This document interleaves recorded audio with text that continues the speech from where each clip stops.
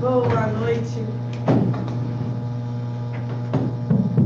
Boa noite a todos e todas. Com muita alegria que estamos reabrindo o nosso trabalho nessa quinta-feira.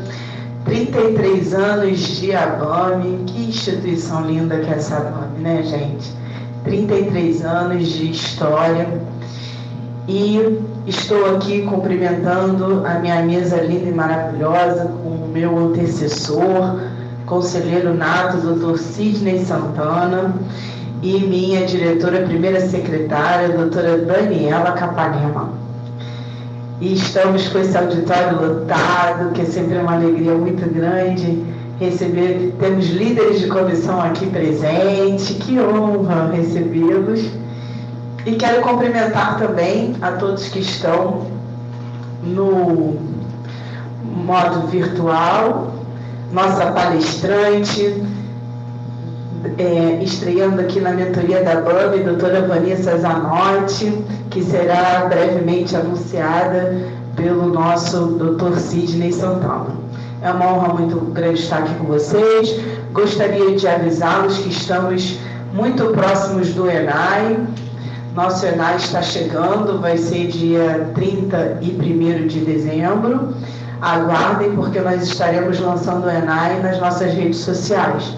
Também gostaria de comunicar que vamos ter um evento solene na instituição, data essa que também vamos brevemente anunciar, para fazermos a entrega, a posse do nosso patrono de honra, que é o desembargador Marco Aurélio Bezerra de Mello.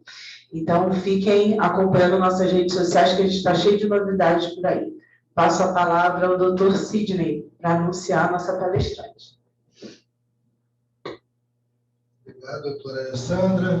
Boa noite a todas e a todos presentes. Eu quero saudar primeiramente os presentes de forma virtual, na pessoa do nosso tesoureiro, doutor Emílio, que eu estou vendo aqui. E, mais que tudo, uma grande honra receber a doutora Vanessa Zanotti hoje, aqui na nossa quinta-feira de mentoria, trazendo um tema muito interessante. O currículo da doutora Vanessa é muito extenso, se eu for lê-lo todinho, a gente vai levar o tempo todo aqui da mentoria. Mas eu posso adiantar, resumidamente, que a doutora Vanessa é mestre em Direitos e Garantias Fundamentais pela FDV, pós-graduada em Direito Imobiliário pelo IBMEC, secretária-geral da Comissão de Direito Imobiliário da OAB Espírito Santo, membro da Comissão de Locações do Instituto Brasileiro de Direito Imobiliário, IBRADIM, membro do Instituto Imob por Elas. A doutora Vanessa vai nos brindar com um tema muito interessante e muito caro para nós, advogados do mercado imobiliário, que são as polêmicas na locação, uma análise à luz dos precedentes jurisprudenciais. Muito obrigado, doutora Vanessa, a palavra é toda sua. Tudo de bom. Boa noite a todos. O áudio está legal? Acredito que sim, né? Caso tenha alguma interferência, me avisem, que aí a gente tenta melhorar aqui o áudio também. Bom, eu pedi para a pessoa que entrou em contato comigo me ajudar compartilhando aí meus slides que eu preparei, então eu espero que ela disponibilize.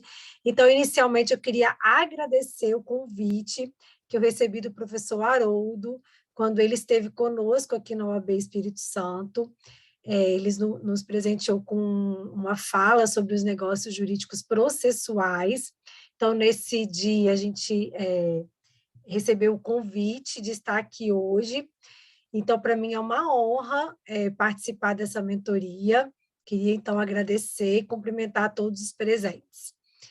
Bom, no segundo slide, eu coloco um pouco sobre o meu currículo, que já foi apresentado aqui. Então, para vocês me conhecerem, eu tenho 18 anos já como advogada, e nessa minha trajetória, né, profissional, a gente atuou também como juíza leiga aqui no Tribunal de Justiça do Espírito Santo, Então, nesse momento, eu me afastei um pouco da advocacia e fiquei somente como juíza leiga e pude perceber a importância do olhar sobre a mediação, o olhar sobre a necessidade da gente pensar, apesar de estar dentro do Poder Judiciário, realizando ali as audiências de instrução e julgamento, eu pude perceber como é importante o advogado ter o olhar voltado para os conflitos de pessoas, e como que hoje, atuando especificamente, né, no direito imobiliário,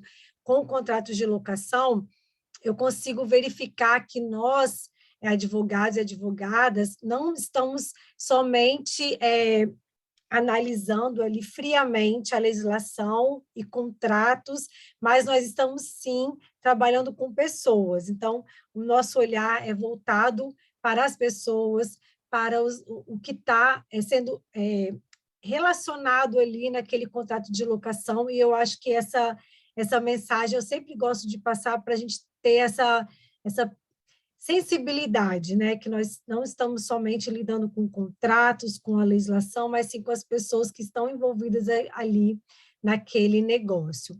Bom, pode passar para o próximo slide.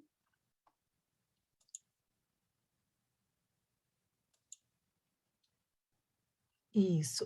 Eu escolhi falar sobre polêmicas na locação, fazendo esse olhar, né, essa análise para os precedentes jurisprudenciais, considerando a relevância dos precedentes, conforme a gente tem lá o artigo 926 a 928 do CPC, a gente percebe como que, a partir do Código de Processo Civil de 2015, nós verificamos uma relevância dos precedentes no âmbito da aplicação do direito brasileiro.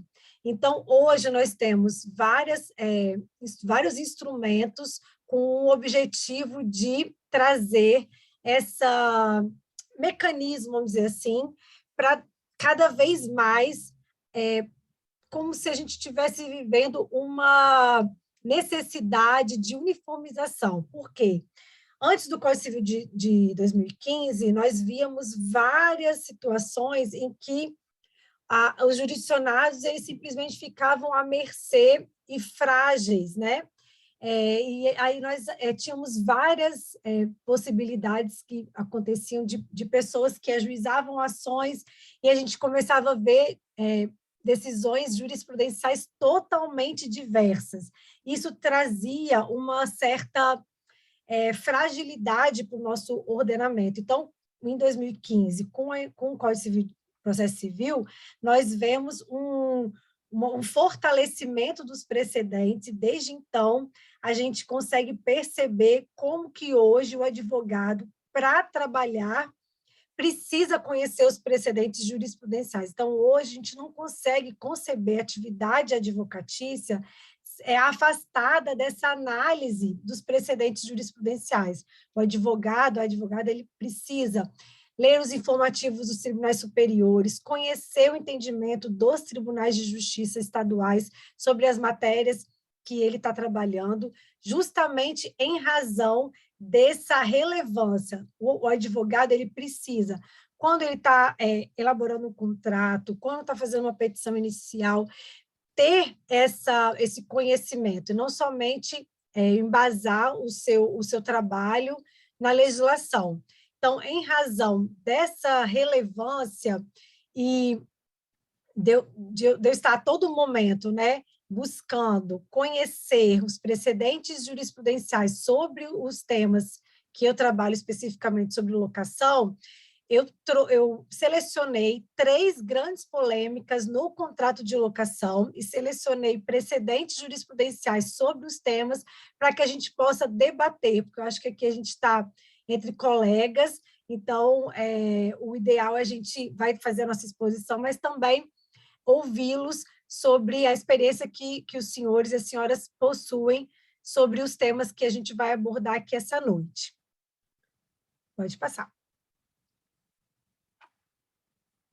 Então, a primeira grande polêmica que eu separei para a gente conversar essa noite é sobre os danos no imóvel. Acho que todo mundo aqui que trabalha com locação já deve ter experimentado alguma situação, especificamente quando da devolução do imóvel pelo locatário, né, ao final da locação, se deparar com uma cena dessa. Eu coloquei 2 fotos que a gente... Pode passar para o próximo slide.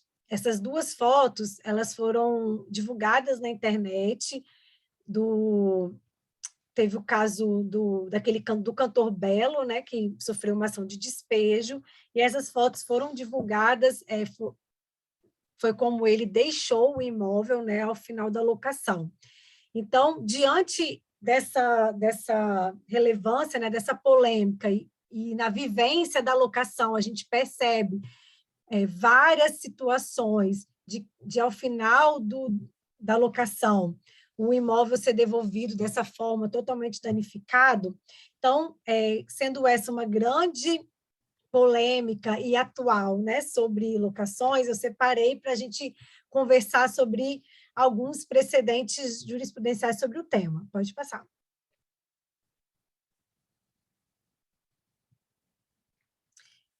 Esse precedente é bem recente, de setembro de 2022, e ele fala sobre a necessidade, né? Ele, vamos dizer assim, coloca bem claro a necessidade da elaboração do laudo de vistoria. Então, hoje, trabalhando com locação, a gente percebe como é relevante você, quando você está fazendo assessoria, você alertar o locatário e o locador sobre a necessidade de elaboração de um laudo de vistoria detalhado, um laudo de vistoria feito por um especialista mesmo. Aqui, eu estou falando de Vitória, né, do Espírito Santo, então, aqui em Vitória, nós já temos empresas especializadas em realização de laudos de vistoria, e sempre que eu presto uma assessoria, a minha indicação é para, né, a indicação sempre é que essa parte seja terceirizada, não seja realizada nem pelo advogado, nem pela imobiliária. Então, em razão justamente da importância da elaboração desse laudo de vistoria. E aí, nesse precedente do Tribunal de Justiça de São Paulo, que eu separei para vocês, ele coloca,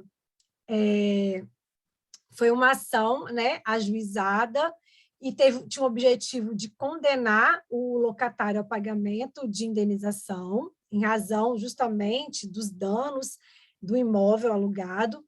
E aí, nesse caso, não foi realizada a vistoria de saída. Então, olha a fragilidade, né, dessa prova. E, além disso, além de não ter sido realizada a vistoria de saída, a perícia ela foi realizada no local 5 anos após a entrega do imóvel.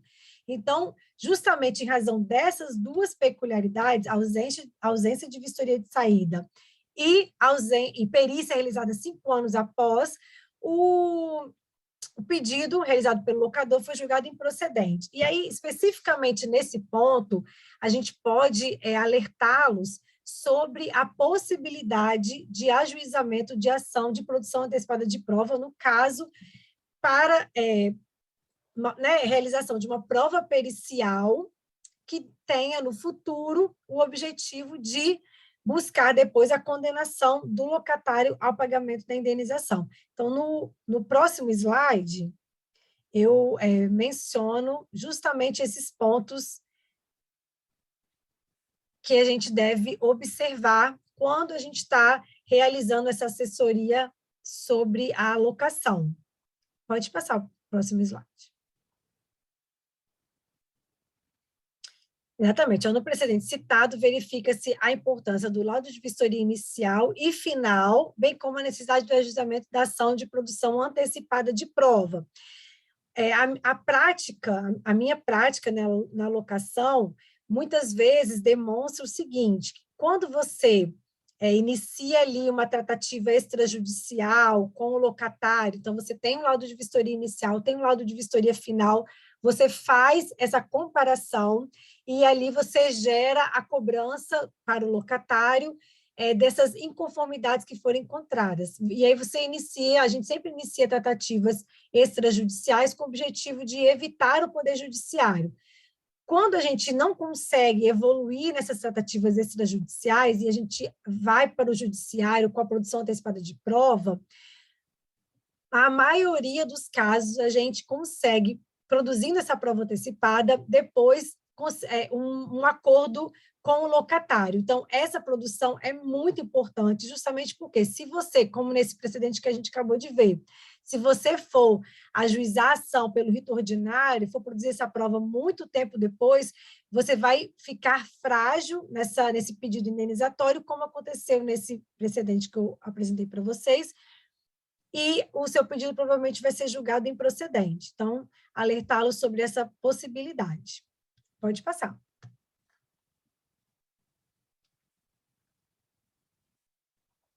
Esse outro precedente que eu separei é daqui do Tribunal de Justiça, aqui do Espírito Santo, e aí é muito interessante, porque nesse caso foi vamos dizer assim, o inverso, né, sobre a questão de danos, mas no caso aqui, o locatário, ele foi quem ajuizou a ação em face do locador, e ele pede uma rescisão do contrato e perdas e danos também, e ele alega que o imóvel alugado, ele foi infestado por pombos, e também ele alega o descumprimento pelos locadores de obrigação de reparar a bomba d'água.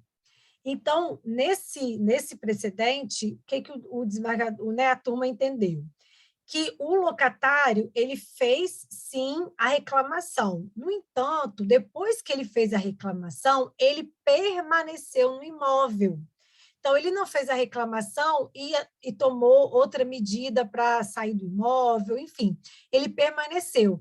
E aí, o entendimento foi no sentido de que, como o locatário, ele permaneceu, ele não saiu à procura de outro imóvel, ele não se movimentou nesse sentido, o tribunal entendeu que ele, em razão de ter praticado esse comportamento, agora ele não poderia, de forma contraditória, alegar ou solicitar, né, requerer uma indenização em razão dessa mesma alegação. Então, o tribunal entendeu que ele não teria direito a nenhuma indenização, justamente por ele ter permanecido no imóvel após ter realizado as reclamações. Então, aplicou o princípio da segurança jurídica, da boa-fé objetiva, vedação ao comportamento contraditório, e pede que a parte, após praticar determinado ato, venha adotar comportamento posterior. E aí ele falou, bom, se você está alegando que o imóvel está inabitável, você deveria ter saído, procurado outro imóvel, e você não adotou esse comportamento. Então, agora não cabe mais nenhum tipo de questionamento. Então, eu achei muito interessante esse precedente e trouxe também para os senhores e para as senhoras. Pode passar.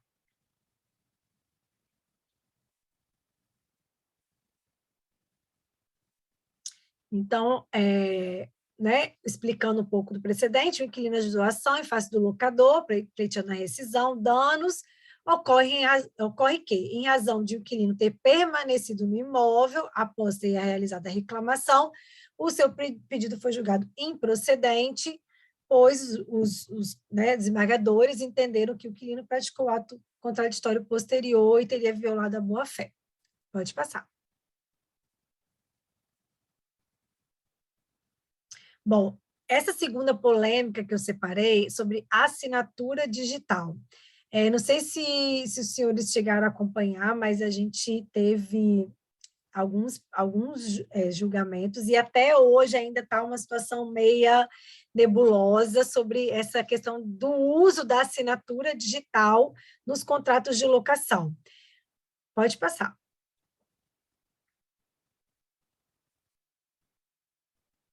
Bom, A medida provisória, né, de 2021, ela trouxe a possibilidade, né, do uso da assinatura digital, né, da utilização desses contratos digitais, porque atribuiu validade aos documentos públicos ou particulares produzidos eletronicamente. Então, desde 2021, desde 2001, nós já tínhamos essa possibilidade do uso dos contratos digitais.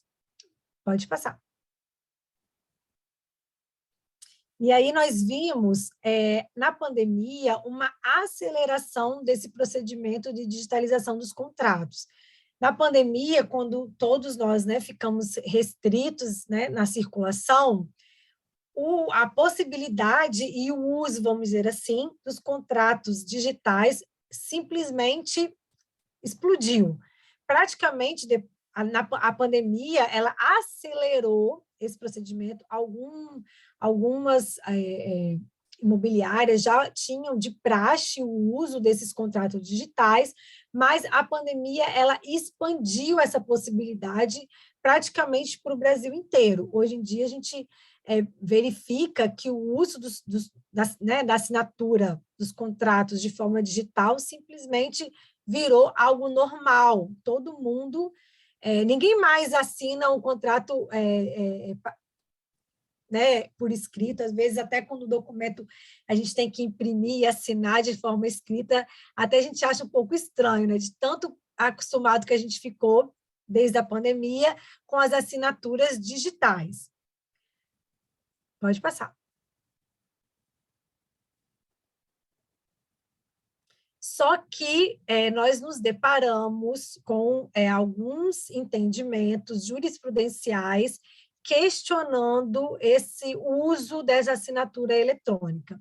E aí a gente tem, na regulamentação sobre o tema, a distinção de tipos de assinaturas, né, eletrônicas. Então, a gente tem a assinatura que ela decorre do ICP Brasil, que a gente fala que é a assinatura qualificada, que é a assinatura que os advogados utilizam via token.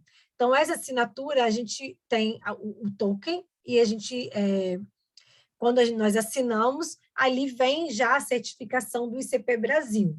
No entanto, as assinaturas dos contratos de locação, em razão de a emissão de certificado digital via ICP Brasil ser custosa, nós percebemos que a regra é a não utilização do token para assinatura dos contratos de locação, e hoje a gente percebe a utilização de diversas plataformas, e uma das mais famosas, acho que foi a pioneira nesse tipo de assinatura, é a DocuSign. Então, em 2019, nós nos deparamos com esse julgamento, né, esse julgado aí do Tribunal de Justiça de São Paulo, e esse foi um processo, foi uma ação de execução. Então, foi iniciada a ação de execução para cobrança de débitos decorrentes da locação, e simplesmente o entendimento foi que, em razão de a DocuSign não ser uma plataforma, vamos dizer assim, que utiliza a infraestrutura de chaves públicas, né, brasileira, o ICP Brasil, então, em razão da DocuSign não ser essa plataforma, esse contrato assinado de forma digital não poderia ser utilizado para fundamentar a ação de execução de título extrajudicial, em razão da ausência de comprovação de autenticidade das assinaturas digitais imputadas ao locador, autor, ou também à locatária, e também nas testemunhas que foram indicadas ali no contrato. Então, esse precedente, em 2019, ele alertou todo o mercado imobiliário, todos os players, né, todo mundo que trabalhava no mercado imobiliário, porque, como eu falei anteriormente, quando da pandemia, né, a gente, na verdade, isso aí foi em dezembro, tá vendo, de 2019, aí veio a pandemia, a gente começou a usar muito, e aí quando esse julgado, ele começou a ser debatido, todos aqueles contratos que haviam sido assinados digitalmente na pandemia, todo mundo se lembra, né, verificando esse julgado, e ficou aquela situação de insegurança jurídica. No entanto, pode passar para o próximo slide. A gente percebe que já começou a haver um movimento de desconstrução, vamos dizer assim, desse entendimento da necessidade de utilização somente do ICP Brasil. Pode passar no próximo slide. E aí a gente vê agora, né, um julgado agora do TJ de São Paulo, de agosto de 2020, que fala de forma diferente. Então, coloca assim,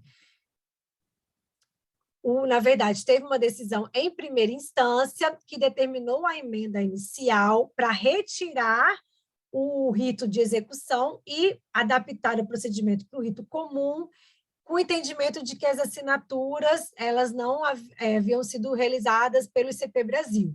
E aí o entendimento agora do Tribunal de São Paulo foi no seguinte sentido: olha, a gente pode verificar sim uma presunção de veracidade quando é utilizada uma certificação nas plataformas, por exemplo, a DocuSign, a gente tem outras também, né, outros sites que a gente pode utilizar, mas a gente tem que ter a necessidade de ter uma admissão pelas partes no documento que está sendo assinado. Então, a gente verificou que no contrato de locação nós precisamos trazer expressamente essa cláusula dizendo que as partes elas indicam, elas entendem, né, que aquele contrato vai ser assinado de forma digitalmente.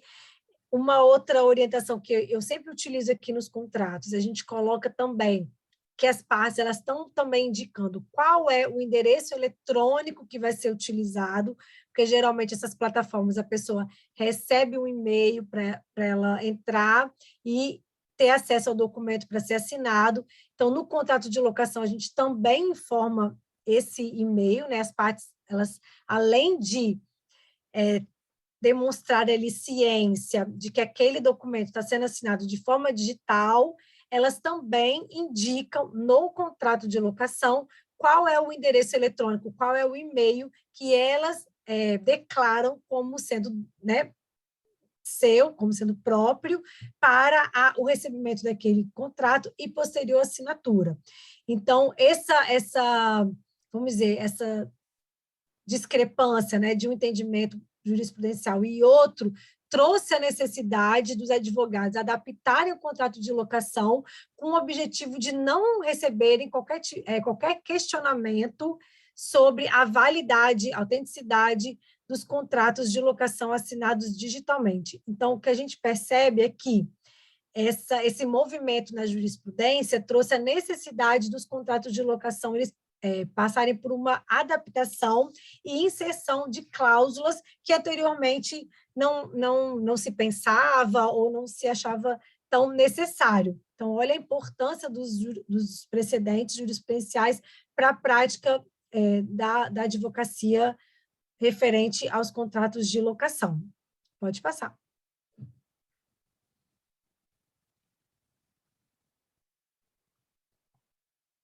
E aí, a última polêmica que eu trouxe para a gente conversar sobre essa mentoria é sobre o bem do fiador. E aí a gente também pode refletir sobre a questão da garantia, né, no contrato de locação, porque a gente percebe que muitos advogados e também locadores, eles entendem ou têm a visão de que o contrato de locação ele tem que ser realizado sempre com a garantia no contrato. E acho que essa noção, né, tem que ser um pouco desmistificada em razão de que o advogado ele precisa entender qual é o objetivo do locador com aquela locação, com aquele contrato de locação. Por quê? Se o objetivo do locador for ter a alta rotatividade naquele imóvel, ou se o imóvel, em razão da sua própria natureza, às vezes pela localidade que ele se encontra, ele tem essa característica de alta rotatividade, então você, muitas vezes, incluir uma garantia no contrato de locação, você pode engessar a possibilidade do uso da ação de despejo e da liminar na ação de despejo. Então, a gente tem que pensar sobre essa necessidade. Obviamente, você incluir uma garantia no contrato de locação é você dar uma, não sendo redundante, né, mas você trazer uma certa segurança para o locador no momento de executar ou receber aquele valor que o locatário deixou de pagar. Mas, por muitas vezes, você inserindo essa garantia, você vai engessar, de certa forma, o locador, que ele não vai conseguir ter essa alta rotatividade que ele pretende com a locação. Então, acho que os advogados que atuam diretamente com locação, também precisam ter essa visão de que você precisa entender qual é o objetivo do locador com aquela locação, se o objetivo é ter alta rotatividade, porque muitas vezes o ideal vai ser você realizar mesmo uma locação sem garantia para você possibilitar justamente essa alta rotatividade. E aí, especificamente sobre o bem do fiador, a gente teve uma grande polêmica e discussão mesmo, né, nos tribunais superiores. Pode passar para o próximo slide.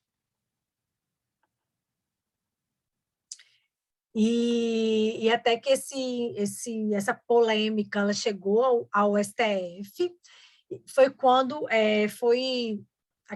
acho que foi no início desse ano que foi sedimentado, vamos dizer assim, né, um entendimento sobre a possibilidade, né, de penhora do bem de família pertencente ao fiador nos contratos de locação, tanto residencial quanto comercial, porque o tema foi consolidado, porque justamente esse tema foi discutido, essa questão do comercial, da locação comercial, e aí foi pacificado que tanto na locação residencial quanto na locação comercial, o bem pode existir, sim, a penhora do bem de família pertencente ao fiador.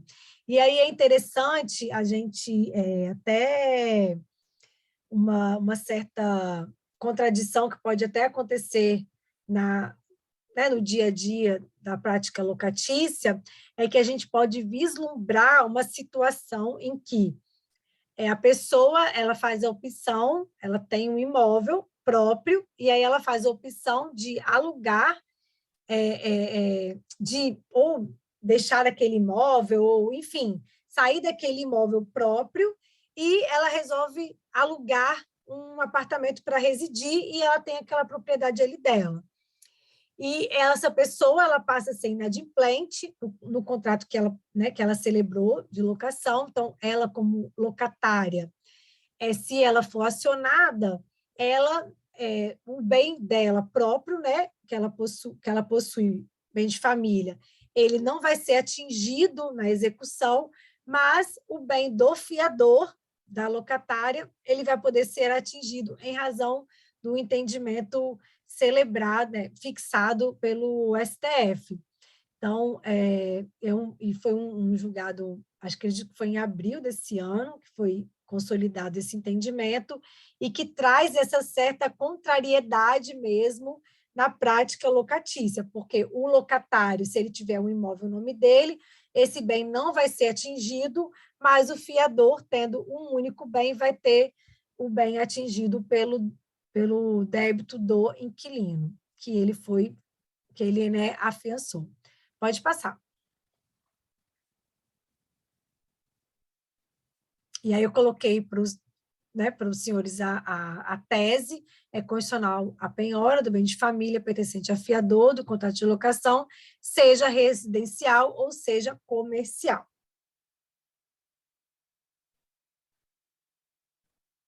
Pode passar.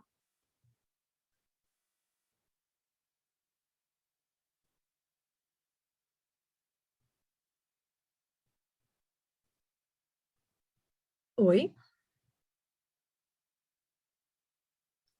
Isso. E aí, esse julgamento foi muito interessante, e aí a gente pode fazer agora esse debate mesmo, né, sobre as garantias do contrato de locação. Então, o STF, ele consolidou o entendimento de que é totalmente possível e constitucional a penhora do bem de família do fiador. E aí eu coloquei, né, até um alerta, se você é fiador em contrato de locação, cuidado, pois seu único bem pode ser penhorado. Agora, se você trabalha com caução de bem imóvel, né, garantindo o contrato de locação, o STJ, aí o informativo que eu trouxe, um informativo que saiu, esse julgado é bem recente, ele entendeu que se o único imóvel de uma pessoa for dado como caução, que é a modalidade de garantia, no contrato comercial, o STJ entendeu que não pode ocorrer a penhora. Então, no próximo slide, eu coloquei a transcrição do RESP, que fala sobre essa impossibilidade, vamos dizer assim, né?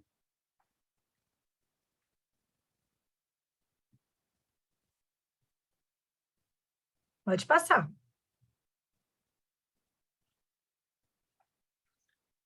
E aí está o RESP, foi julgado agora esse ano, e aí ele fala que a caução levada a registro, embora constitua garantia real, não encontra previsão, devendo, em regra, prevalecer a impenhorabilidade do imóvel quando se tratar de bem de família. Então, como a gente, como especialistas em contrato de locação, a gente precisa também conhecer essas distinções quando a gente for trabalhar com garantias no contrato de locação. Se você vai buscar garantia, se você vai trabalhar com a fiança, se você vai trabalhar com uma caução, se você vai trabalhar com caução de bem imóvel, em dinheiro, e aí a gente também, sobre essa questão dos tipos, né, de caução, a gente também vê a realidade da caução em dinheiro, como que ela é utilizada de forma contrária mesmo à legislação, e aí a gente percebe aqui na prática, por exemplo, muitos locadores recebendo a caução e utilizando a caução não como determina a lei do inquilinato, e sim colocando em contas pessoais, em vez de abrir a conta corrente, a conta conjunta, né, locador e locatário. Então, esse estudo e aprofundamento das garantias do contrato de locação, eles são importantíssimos para quem quer atuar com a locação, como a gente precisa conhecer as peculiaridades das garantias para que a gente não possa trabalhar de forma equivocada e causar prejuízos mesmo para as partes envolvidas. Pode passar. Então, aí eu coloco um alerta, né? Se você for trabalhar, então, com a caução de bem imóvel, cuidado, porque se for um único bem, você não vai poder, e aí você pode ter alguma dificuldade lá com o inquilino. Então, vamos lá, pode passar.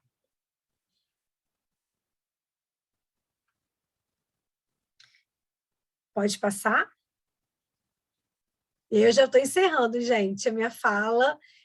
Foi a minha primeira participação aqui como mentoria, então eu não sabia quanto tempo utilizar na palavra, mas eu procurei trabalhar esses três, né, aspectos polêmicos, e agora eu me coloco à disposição para debate, para a gente conversar sobre o assunto.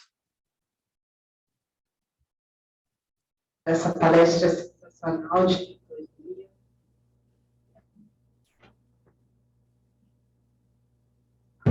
som.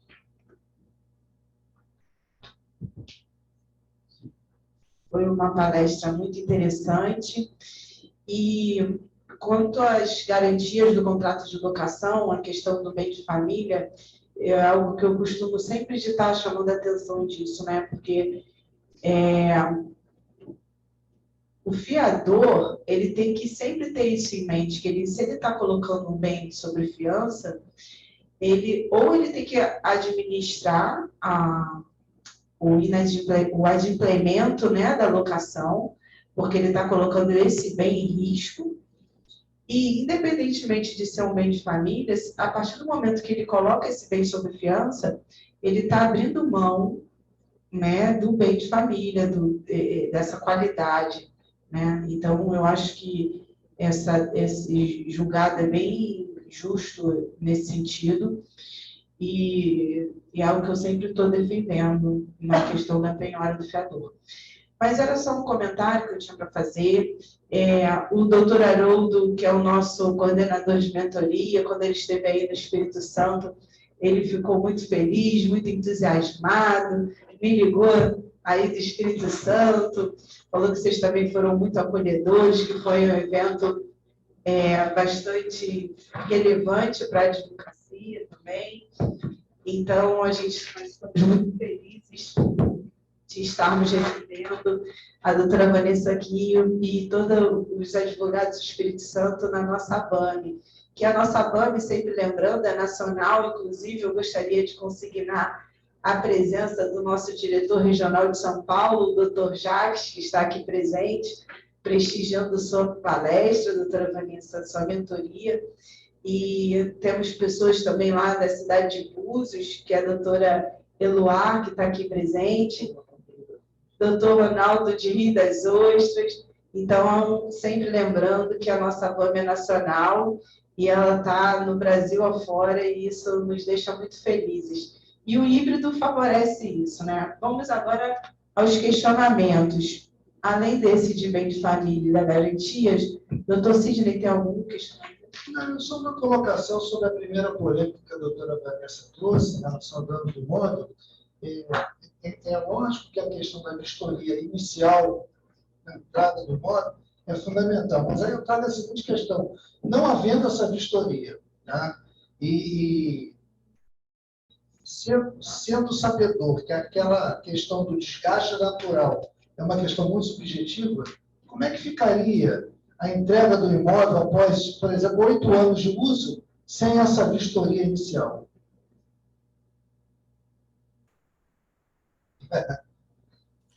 Nossa, é complicado, né?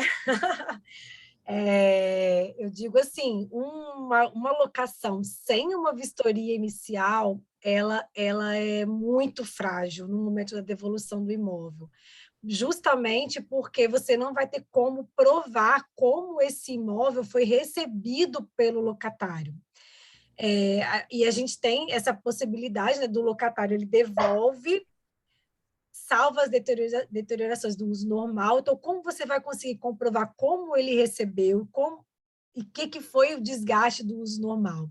Então, quando eu me deparo com uma locação que não teve vistoria inicial, a gente orienta o locador para ele se valer daquela previsão da lei do inquilinato, que o locador ele pode fazer uma visita ao imóvel qualquer momento durante a locação, e aí a gente tenta fazer, né, essa visita e verificar a possibilidade de a gente fazer uma vistoria, mesmo que seja no decorrer da locação, para no futuro, quando for feita a devolução, a gente conseguir pelo menos ter algum tipo de documentação. Agora, se você não tem nada previsto, fica complicado você exigir do locatário algum tipo de reparo ou manutenção, até mesmo para prova, né? Como você vai provar que aquele item não estava daquela forma no imóvel? Fica bem difícil mesmo, muito complicado.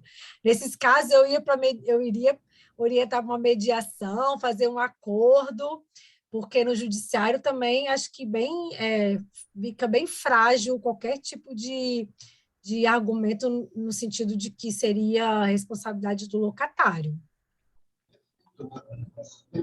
Nós temos aqui um questionamento do doutor Eloá. Primeiro, ele agradece bastante e diz o seguinte, pergunta a doutora Vanessa, o que a colega acha das vistorias feitas de forma fotográfica? Acho excelente, Eluar, né, que está falando aqui no chat. Inclusive, as vistorias que são feitas por empresa terceirizada, em regra, elas costumam ter vamos dizer assim, um registro fotográfico muito robusto. Inclusive, é até bem extenso, né? Até fotografam detalhes mesmo do imóvel. Então, a orientação é, se você não for contratar uma empresa terceirizada para fazer vistoria, se você presta assessoria jurídica para uma imobiliária, e a imobiliária é quem faz essa vistoria, a minha orientação é que você diga para a imobiliária fazer o registro de forma fotográfica, além de fazer, obviamente, a parte escrita, né, o relatório daquela vistoria, mas as fotos elas necessitam estar presentes justamente para você não ter qualquer tipo posteriormente, né, qualquer tipo de questionamento. Então, fotos são essenciais. Perfeito. A doutora Tânia parabeniza pela brilhante exposição e diz o seguinte, temos que ficar atentos. É verdade, muito atentos. Doutora Vanessa, a nossa diretora secretária, a doutora Daniela, vai fazer uma pergunta à senhora.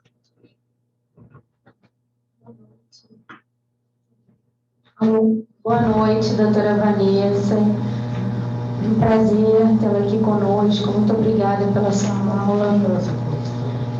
Na verdade, eu gostaria de saber o seu posicionamento, você compartilhasse aqui com a gente, né, que você está falando de um outro estado, de uma outra jurisdição.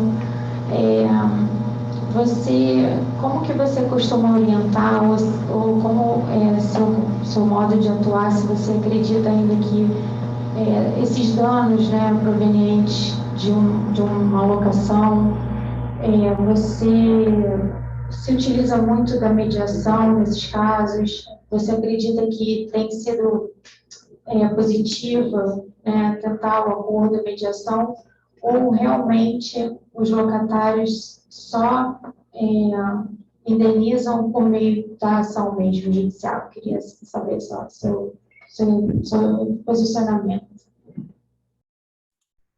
Então, a gente trabalha muito com acordo extrajudicial e eu digo que, em regra, a gente tem bastante êxito.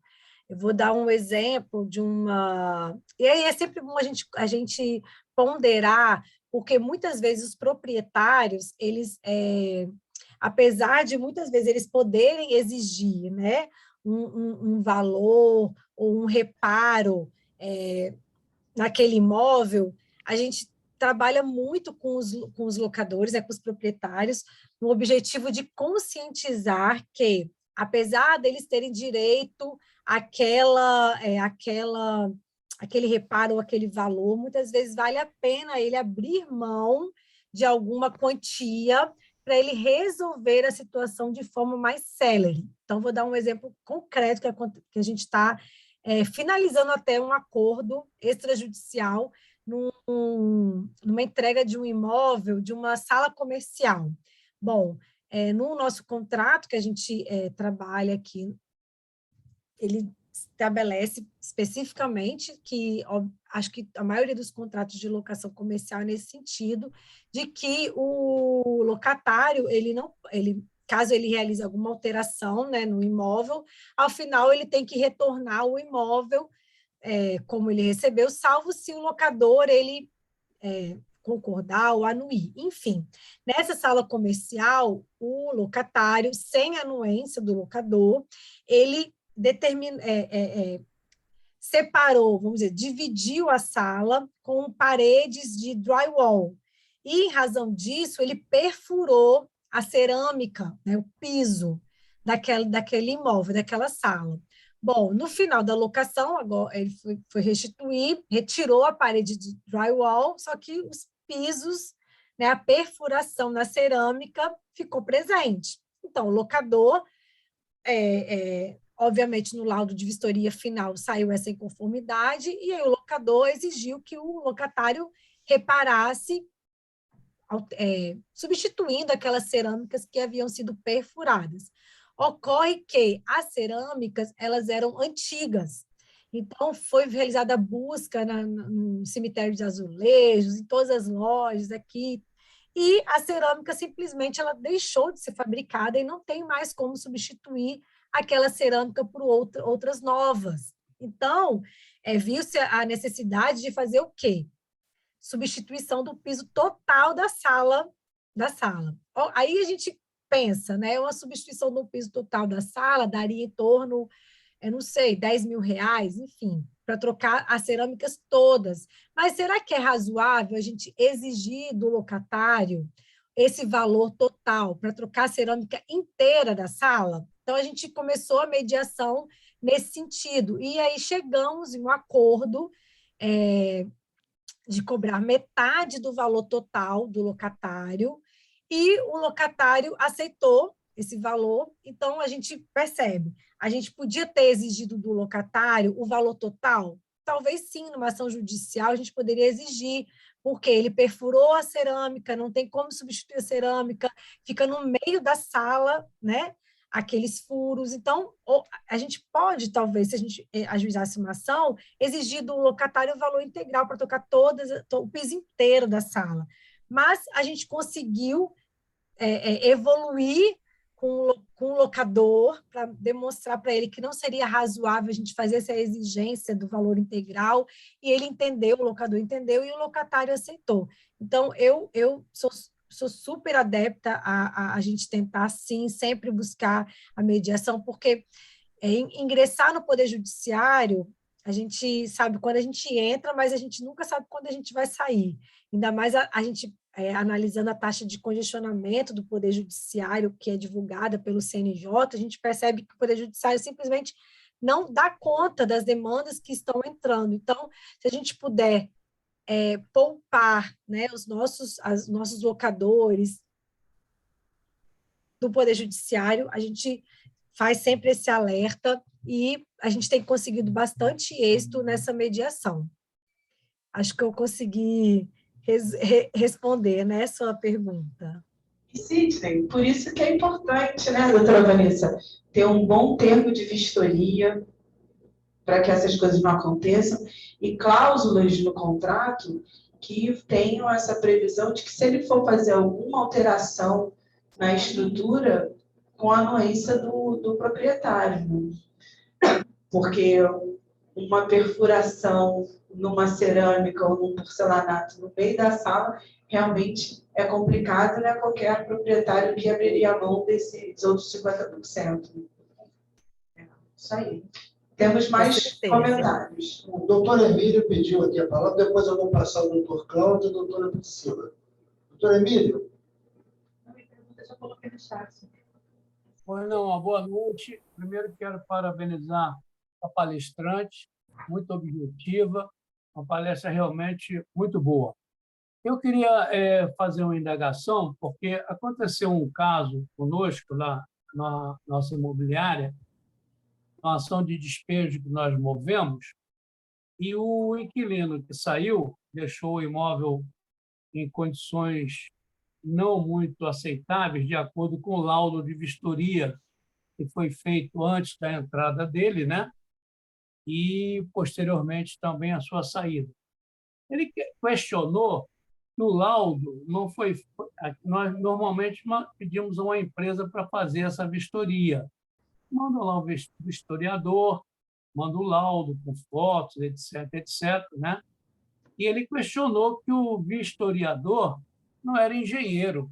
Ué, mas tem que ser engenheiro? Eu gostaria de ouvi-la a respeito, porque eu não sei de nenhuma lei que obriga que o vistoriador de um imóvel tenha que ser engenheiro. Então, essa foi a dúvida pendente, ok?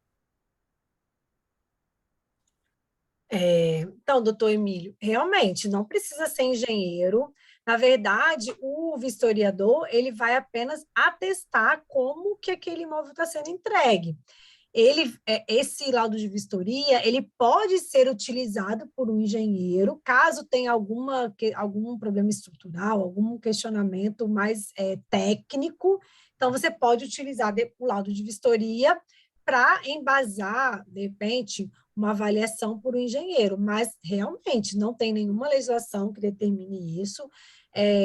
O vistoriador ele só apenas vai tirar fotos e relatar o que ele está verificando ali naquele ambiente, naquele imóvel, mas não tem essa necessidade mesmo, não.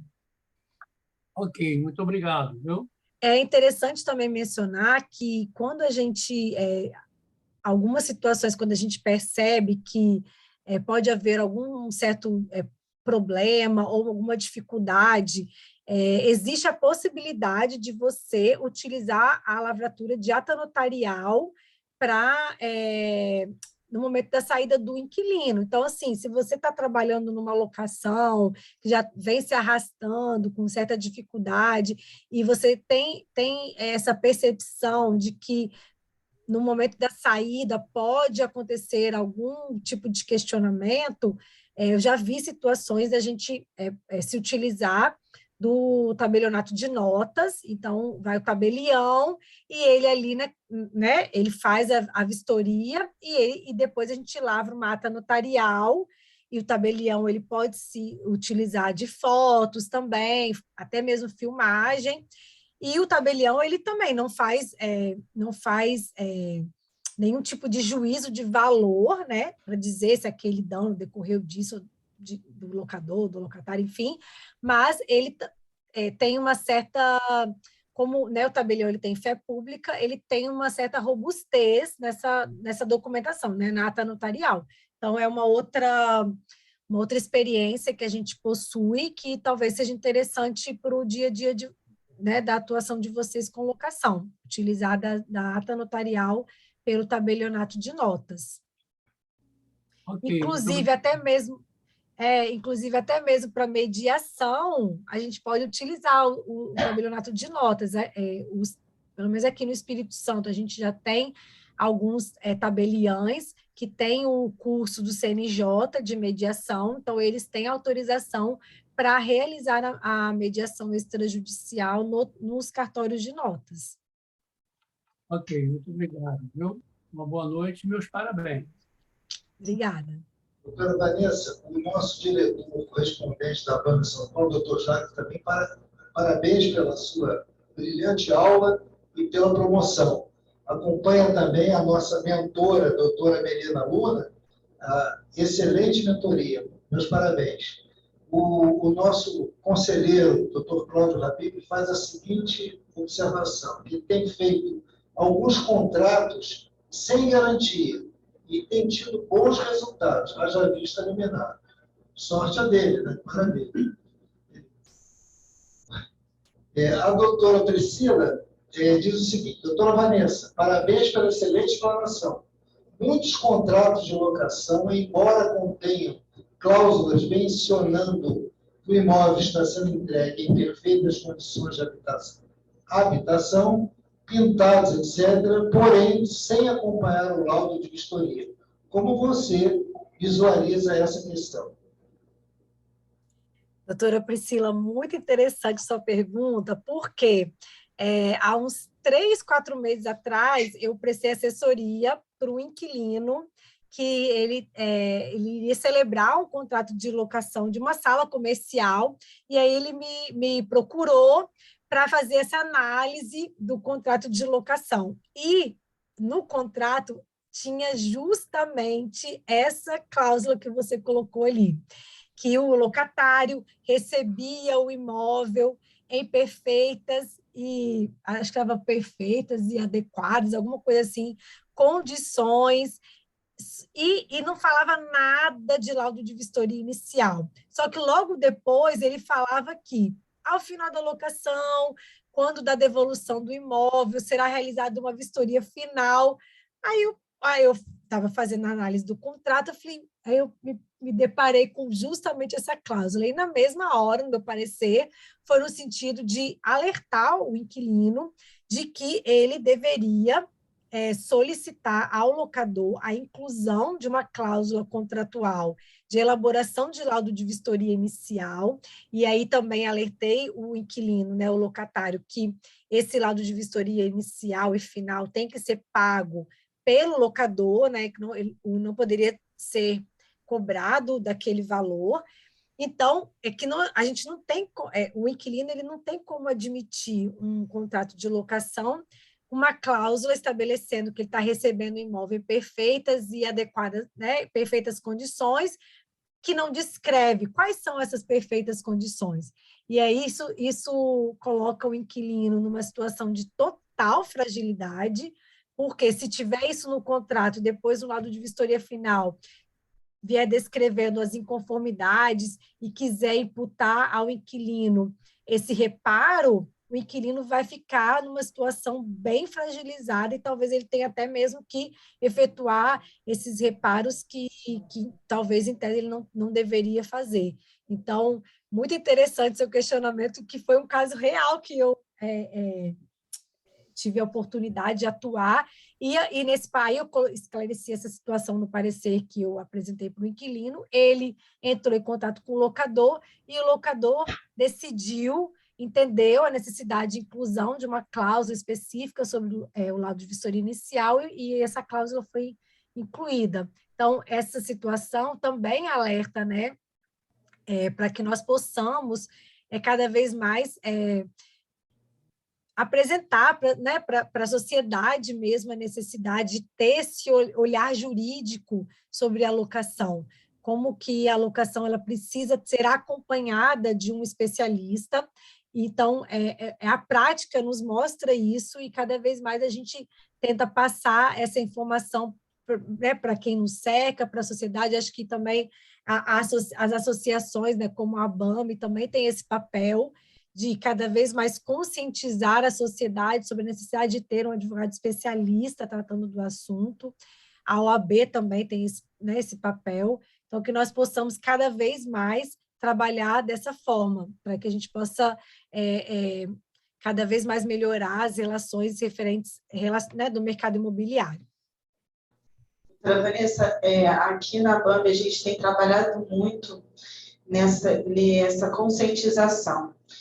Primeiro no extrajudicial, até com as novas alterações que nós tivemos na 6.015, e também para alterar um pouco, modificar um pouco essa cultura da advocacia, de que precisa judicializar e que nós estamos aqui para administrar e gerir conflitos. Não necessariamente, nós estamos por uma consultoria preventiva, né?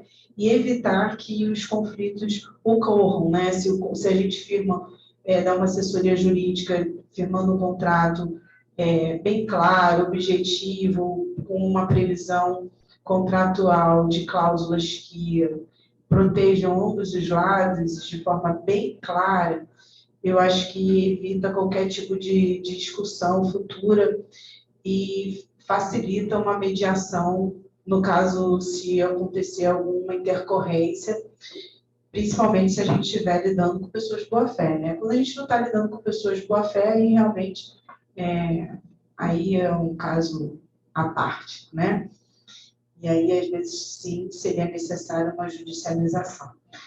Mas, doutora Vanessa, todo mundo aqui que está presencialmente na ABAME, pelo que nós já vimos, como o doutor Sidney expressou do chat da internet, está todo mundo muito feliz e satisfeito com a sua explanação, com a sua palestra, com a sua clareza e desenvoltura, e o que nos deixa muito felizes com esse projeto de mentoria, que é um projeto de mentoria que nós iniciamos na ABAME, na gestão anterior do Dr. Sidney Santana, que eu era presidente da comissão ABAME Jovem, e nós firmamos um convênio junto com a OAB-RJ, cuja a doutora Ana Tereza Basílio, que é vice-presidente da OAB, ela foi a criadora desse projeto, dessa obra, né, na OAB, e nós firmamos um convênio com essa mentoria, e esse trabalho a gente vem desenvolvendo, foi implementado já na minha gestão, porque o doutor Sidney, que está aqui do lado, ele foi meu mentor à presidência. Olha só como as coisas funcionam. aqui na BAM. Então, a mentoria funciona muito bem. Eu já estou querendo preparar eu quero ser mentora da próxima presidência também, e a gente disseminar essa cultura de mentoria, que eu acho que ela só tem a agregar e a construir, né? Então, já está consignado aqui uma convocação para que a doutora Vanessa retorne à BAM, né? Uma intimação, né, Sidney? Uma intimação. Quem sabe da próxima eu não vou presencial, hein? É só a gente se programar. Isso que eu queria dizer, venha presencial, a BAM é muito acolhedora, aqui nós nos tratamos como família, nos abraçamos como família, brigamos como família, e é uma instituição... olha, isso, é que eles ficam me avisando dos anúncios que tem que dar. Então, também, olha, as pessoas, as vozes aqui, convida também para ser anunciada, convida para ela vir presencialmente. Então, estão todos os convites aqui, doutora Vanessa. Venha na cidade maravilhosa, curtir com os avamianos. E muito obrigada. Tem aqui consignado o certificado da palestra de hoje, de mentoria, e que já está aqui, a Caroline vai enviar, tá? E eu quero também aproveitar a oportunidade para dar boas-vindas ao nosso novo associado, do Dr. Pedro Álvares, que também já está aqui presente nessa noite de mentoria. Mais alguém que o senhor queira falar, doutor? Sim, só registrar que o doutor Antônio Augusto, um associado nosso, muito nos honra com essa sua presença. Excelente palestra, doutora Vanessa, muito esclarecedora. Muito agradecido. Doutor Antônio Augusto também tem estado sempre presente nas nossas palestras de mentoria. É uma honra muito grande tê-lo aqui com a gente. E é isso, chegando ao fim. Doutora Vanessa, aqui também costuma sempre ter uns quitutes no final. Todo evento da BAM, toda terça e quinta, tem sempre um lanchinho para uma confraternização, um network. E essa é a nossa Casa BAM, que está durando 33 anos e vai aí rumo mais 33 anos, se Deus quiser. Um forte abraço a todos. Obrigada a todos. Os trabalhos da noite de hoje. Beijo. Tchau, tchau. Boa noite, um abraço a Boa noite, obrigada. Boa noite. Um abraço a todos. Obrigada.